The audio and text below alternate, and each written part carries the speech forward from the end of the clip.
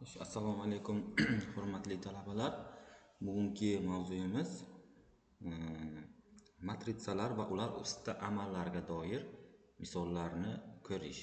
Ya'ni bugun bizlar matritsa haqida ozgina tushuncha beramiz va keyin matritsalarni qo'shish, ayirish va matritsani soni ko'paytirishni o'rganamiz. Xo'sh, shunda boshladik. Birinchi yana ta'rif. Birinchi ta'rif. Agar biror bir A I J qiymatlar to'plamining n ta elementlardan tuzilgan to'g'ri burchakli jadval matritsa deb ataladi va quyidagicha yoziladi. Demak, ana A matritsamiz bu. Demak, bu nima degani? Endi kelinglar A I J haqida gapirsak. A I J A I J bu nima? A I J degani ana bu yerdagi matritsani ikkita qavs ichidagi elementlar bu umumiy qilib bizga A I J deb ko'rsatilgan. Demak, I bu yerda. I bu yerda bizga qatorlar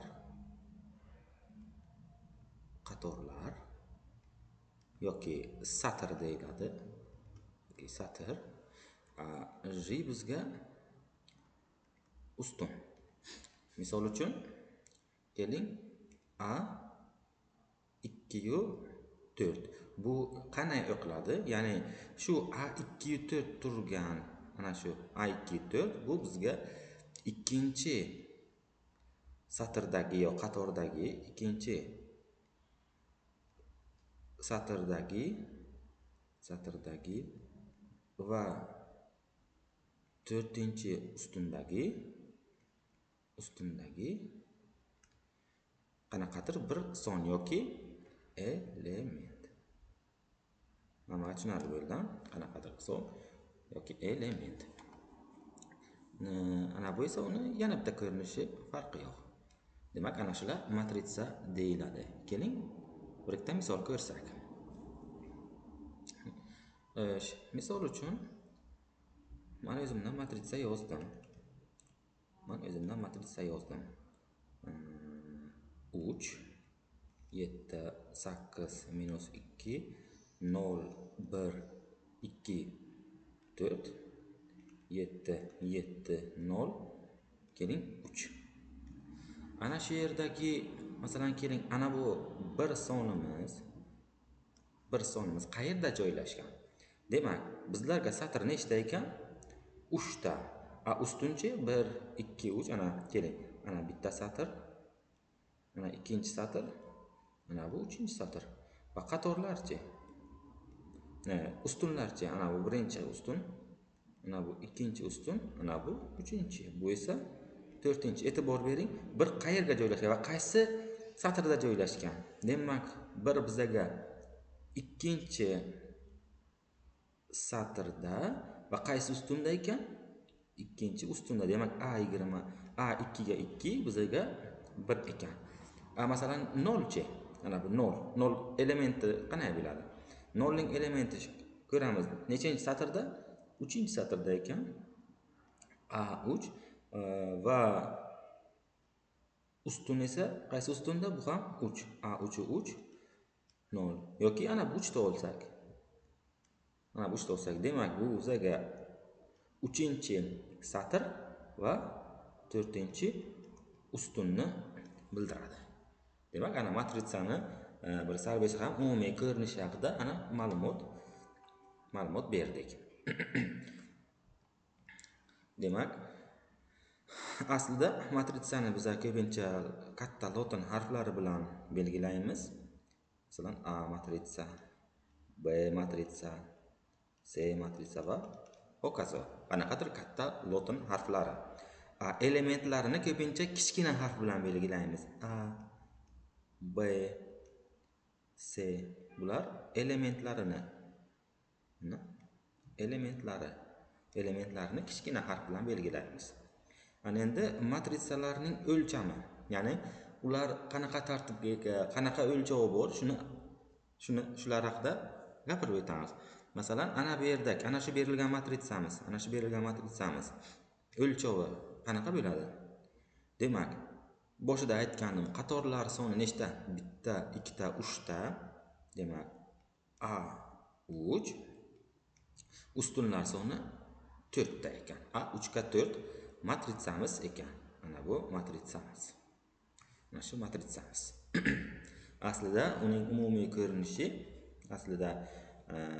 umumiy ko'rinish qanday bo'ladi? A m ga n, ya'ni yuqorida berilgan, yozilmagan ekan, mayli o'zimiz a m ga n qanaqadir bizga bir matritsa berilgan. Qanaqadir matritsalar berilgan. Demak, m bizga satr yoki qator, n chi bizga ustun deyiladi. Adashtirmanglar. Ana bu yerga berilgan AMN bilan ana bu yerdagi element bo'yicha adashtirmasligimiz kerak. Bu bizga matritsa ichidagi sonlarni elementi, ya'ni qaysi o'ringa turganini aniqlaymiz. O'sha qaysi qatorga, qaysi ustunga turganini aniqlaymiz. Ana bu yerdagi, ya'ni AMN deb yozganim, bu umumiy matritsaning tartibi, ya'ni nechiga nechi matritsa ekanligini biz aniqlashimiz uchun kerak bo'ladi. Ana bu yerda ana shu hozirgi ko'rsatgan matritsa, mana bu matritsa bizga aslida ana 3 ga 4 matritsa, ya'ni 3 ta qator va 4 ta ustundan iborat ekan. Misol uchun masalan aytadi, tuzing deydi. 2 ga masalan 4 matritsani tuzing deydi. Qanday tuzamiz? Demak, m bizga 2, ya'ni bu qatorlar, n chi 4 ustunlar. Ya'ni 2 ta qator va 4 ta ustundan iborat. 2 ta qator degani qanday bo'ladi ana? 4 ta ustunni yozsak, masalan, keling. 1 5, misol uchun 6 minus 1, e'tibor beringlar. 1 2 3 4. 4 ta qator, 4 ta ustunni yozdimmi boshlanishiga? Strokaga e'tibor bersak. Endi bizga nima kerak? 2 ta satr kerak. Masalan 0 2 1 10. Ana biz A2 4 matritsani o'zimizcha tuzdik. Sizlarga kelinglar, bitta vazifa o'zlaringiz uchun A3 ga 4 matritsani tuzing. A7 ga keling 5 matritsani tuzing. A2 ga 2 matritsa va A5 ga 5 matritsani tuzing. Ya'ni o'zlaringiz uchun kerak bo'ladi. Agar tushungan bo'lsangiz, keyingisi matritsaning turlari. Ya'ni bizga asosiy matritsaning turlari qanaqa turlari bor? Matritsa turlari deb yozamiz yerga. Matritsaning turlari.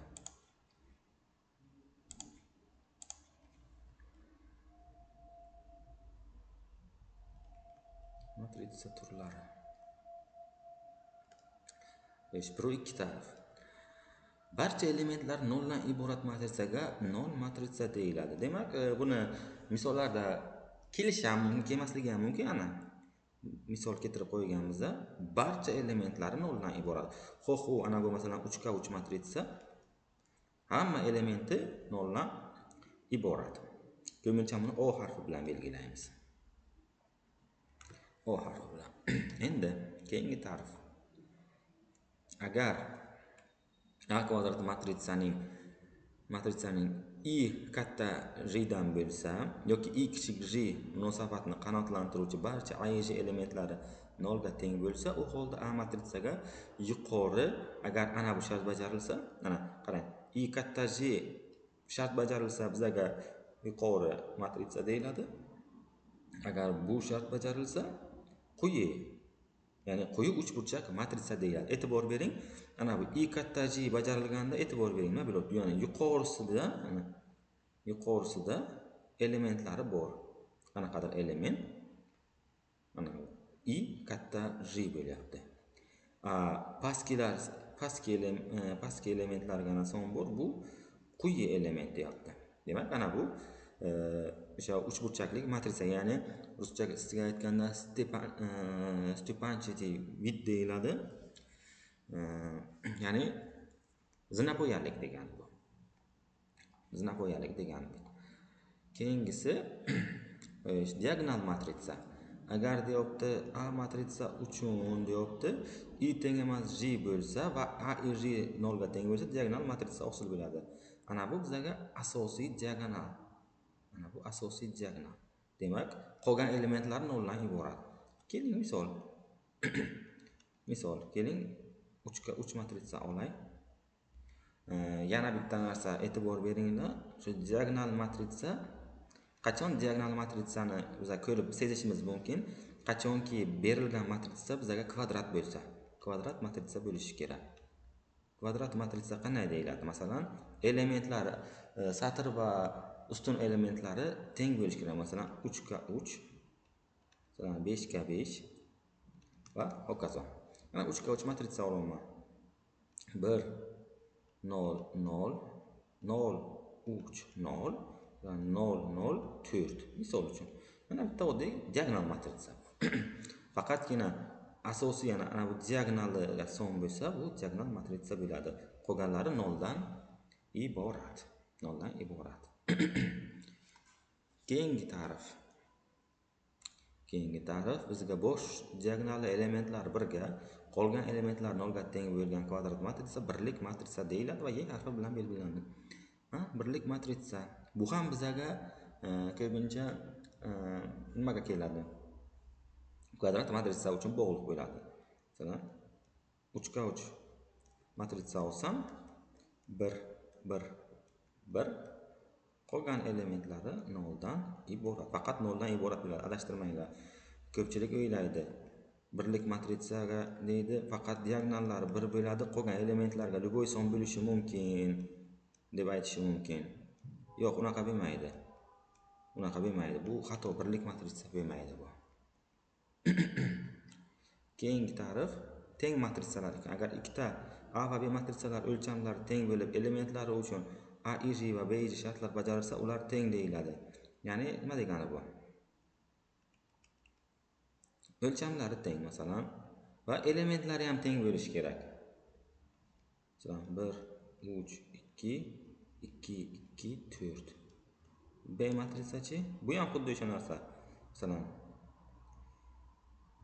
2 6 4 4 4 8. Bular teng matritsa deyiladi. Ya'ni agar bulardan har biridan 2 ni olib chiqsam qavsdan tashqariga teng matritsa bo'lib qoladi. Endi matritsalarni qo'shish, ayirish. Ta'rifni o'qiyman. Birinchi, bir xil m ga n o'lchamli A va B matritsalarining yig'indisi yoki ayirmasi xuddi elementi A va B matritsalarining mos elementlari yig'indisidan ayirmasidan iborat mn matritsani hosil qiladi. Endi ta'rif bo'yicha ko'pchilik tushunmadi. Oddiy so'z bilan tushuntiraman. Bizga qanaqadir A matritsa berilgan. M ga n. A1 1, A1 2 va hokazo A1 n. A2 1, A2 2, A2 n va hokazo. A M1, A M2, A M n. Va xuddi shunday birorta B matritsa berilgan. Xuddi shunday. B1 1, B1 2, B1 n. B2 1, B2 2, B2 n. Hokazo. BM1, BM2, BM n. Shularni qo'shish uchun qanday qilib biz qo'shamiz? Birinchi navbatda ularning elementlari bir xil bo'lishi kerak. Misol uchun men olibman A matritsani 2 ga 3 matritsa olaman. A matritsa 2 ga 3, ya'ni nima degani? Ikkita qator va 3 ta ustundan iborat. 2 masalan 5 4 1 1 2 misol uchun. Ana endi B matritsa olaman. B matritsa ham 2 ga 3 bo'lishi shart. Qachonki men uni qo'shib yoki ayirmoqchi bo'lsam.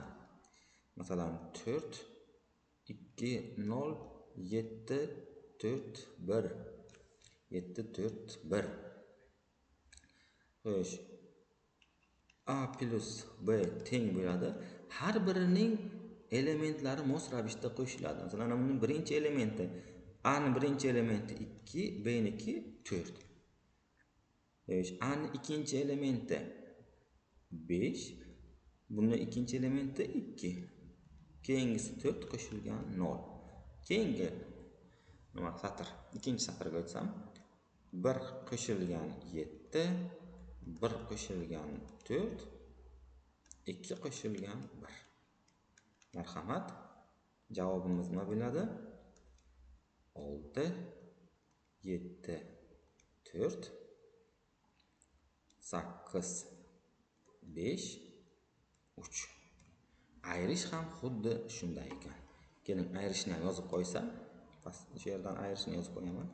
A minus B deb. Demak, 2 dan 4 ni ayirar ekanmiz. 5 dan 2 ni ayirar ekanmiz.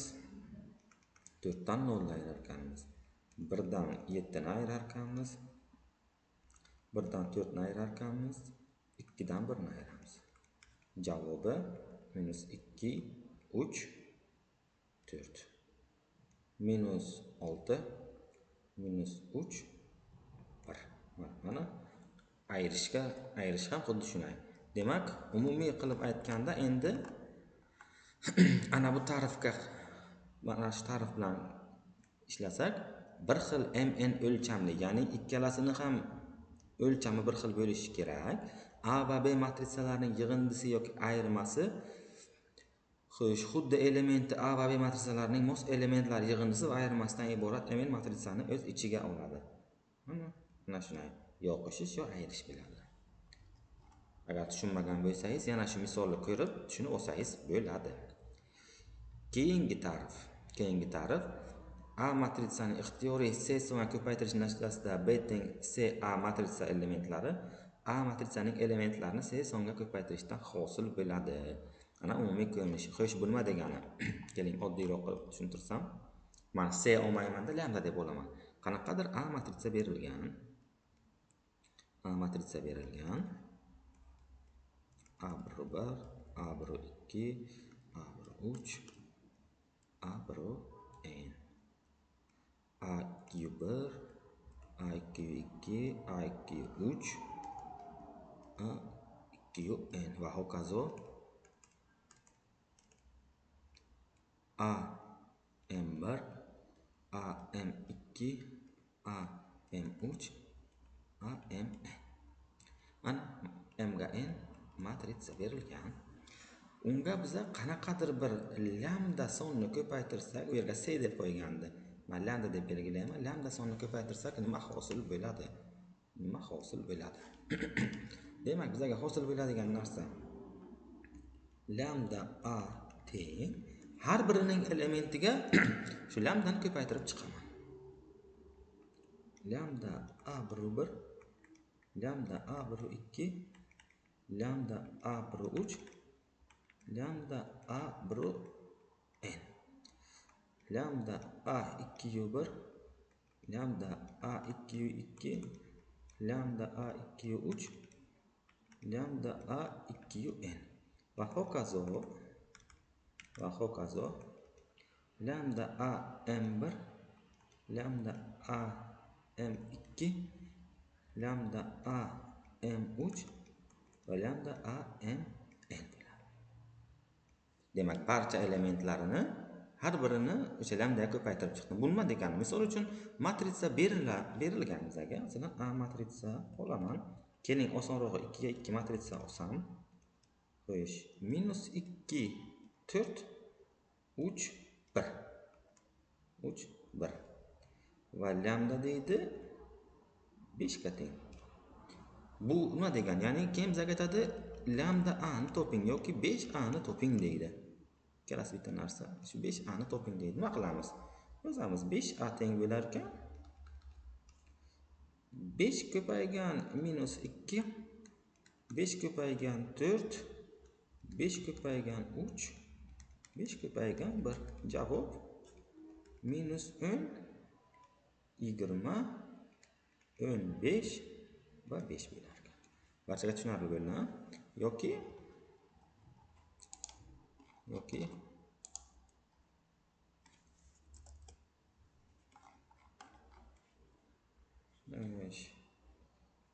5 yoki masalan A matritsa 1 2 3 4, B matritsa 1 4 3 masalan 7 bo'lsa deydi. 2A plus 3B ni toping deydi. Xo'sh, bu nima degani? 2A plus 3B nima degani? Demak, A matritsaga birinchi 2 ni ko'paytiraman, B matritsaga 3 ni ko'paytirib, keyin ikkalasini qo'shishim kerak. Demak, 2A ni birinchi topaman.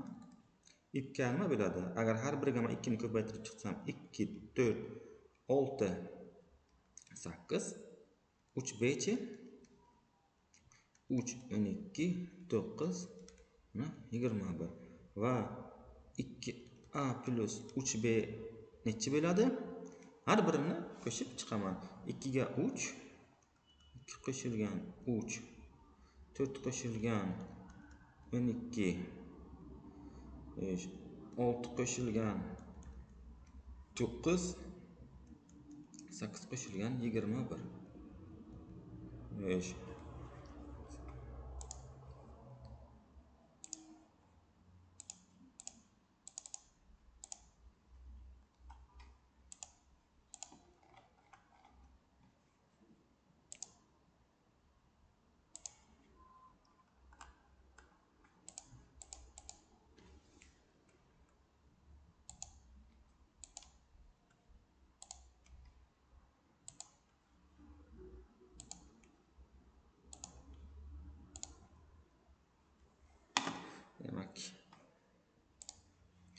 Demak nima bo'ladi?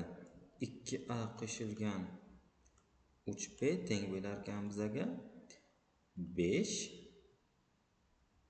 16 15 va 29. Ana shulardan iborat bo'lar ekan.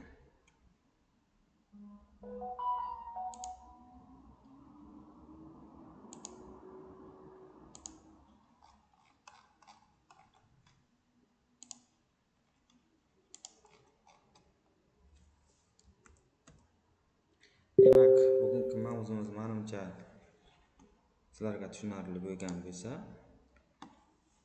hozir sizlarga vazifa tashlayman. O'sha vazifani bemalol yechib, yanada mustahkamlasalaringiz bo'ladi. Xayr, sog' salomat bo'ling.